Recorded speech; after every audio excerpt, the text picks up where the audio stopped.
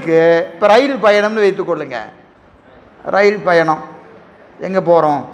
இங்கேருந்து சென்னை போகிறோம், காசிக்கு. இல்லை நான் உதாரணத்துக்கு காசி சொல்லலை, சென்னை வச்சுங்க. அப்போ தான் உதாரணம் கரெக்டாக மேட்ச் ஆகும். சரியா?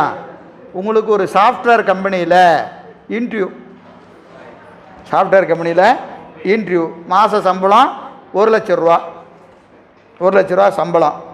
சென்னையில் போய் ஏதோ ஒரு கம்பெனி, மைக்ரோசாஃப்ட்டோ ஏதோ ஒன்று வச்சுக்கோங்க, ஏதோ ஒரு கம்பெனியில் இன்டர்வியூ கூப்பிட்ருக்குறாங்க, இன்டர்வியூக்கு கூப்பிட்ருக்குறாங்க. நீங்கள் என்ன பண்ணுறீங்க? ஜோலார்பேட்டையில் ட்ரெயின் புக் பண்ணுறீங்க. ட்ரெயின் புக் பண்ணி போகும்போது இன்டர்வியூக்கு போக எப்படி போவோம்? நல்லா நீட்டாக ட்ரெஸ் பண்ணி இன் பண்ணி டயர்லாம் கட்டிக்கிட்டு ஜம்முன்னு அப்படியே போகும்போதே நீட்டாக போகணும். ஏன்னா ஆள் பாதி ஆடை பாதி. போகும்போது அப்படியெல்லாம் போகிறோம். பக்கத்தில் ஒருத்தர் ரொம்ப சிம்பிளாக, ரொம்ப சாதாரணமாக ஒருத்தர் பக்கத்தில் ஏசி கோச்சில் உட்காந்துருக்கிறாரு. நம்ம 1,00,000 சம்பளம் வாங்க போகிறோம், 1,00,000 சம்பளம் வாங்க போகிறோம். அவர் ஏதோ சாதாரணமாக உட்காந்துருக்கிறாரியா அப்படின்னு என்ன செய்கிறதில்ல, அவர் திரும்பி கூட பார்க்குறதில்ல. அவர் யாரோ உட்காந்துருக்கிறாரியா அப்படின்ட்டு இங்கேருந்து எவ்வளோ நேரம் போகிறோம்? சென்னை எவ்வளோ நேரம்? 3.5 மணி நேரம் போயாச்சு. அங்கேருந்து ஒரு டாக்ஸி வச்சு இந்த சாஃப்ட்வேர் கம்பெனிக்கு உள்ளே போயாச்சு. இன்டர்வியூக்கு பார்த்தா ஒரு 100 பேர் உட்காந்துருக்குறாங்க, 100 பேர் உட்காந்துருக்குறாங்க. நம்மளது நீங்கள் ஐயா நீங்கள் 50வது ஆளாக உங்கள் பேர் என்ட்ரி பண்ணியிருக்கோம், வெயிட் பண்ணுங்கள்.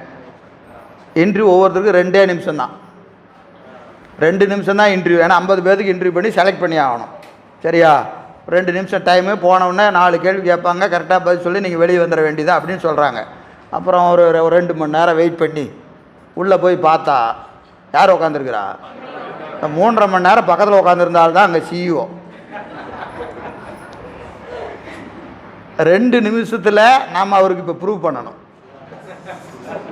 என்னென்ன? எனக்கு எல்லாம் தெரியும், 1,00,000 வேலை. நாம் 1,00,000 வேலை கிடைக்கிறதுக்கு முன்னாடியே எனக்கு 1,00,000 சம்பளம், இந்த ஆள்லாம் ஒரு ஆளா அப்படின்னு நினச்சிட்டு போனால் அந்த 1,00,000 சம்பளம் கொடுக்குறாலே அவர் தான்.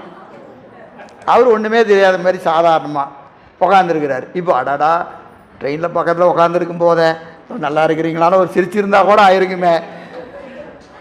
பக்கத்தில் இருக்கிற ஆள் யாருன்னே தெரியாமல் 3.5 மணி நேரம் ட்ராவல் பண்ணி வந்துட்டுமே. எவ்வளோ பெரிய வாய்ப்பு இல்லைங்களா? இங்கே 100 பேர்த்தில் யாருக்குமே இல்லை அந்த வாய்ப்பு. 100 பேர்த்தில் 99 பேருக்கு அவரோட ஒரு 3 மணி நேரம் செலவு பண்ணக்கூடிய வாய்ப்பு இல்லை. நம்ம பக்கத்துலேயே உட்காந்து விட்டு அடிச்சிட்டோமே அப்படின்னு எப்போ தெரியுது?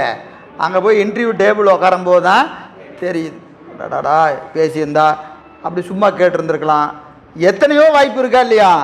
எல்லா வாய்ப்பையும் வீணடிச்சிட்டோமே, எல்லா வாய்ப்பையும் வீணடிச்சிட்டோமே அப்படிங்கிற மாதிரி இந்த பாட்டுக்கு பொருள் செய்யணும்.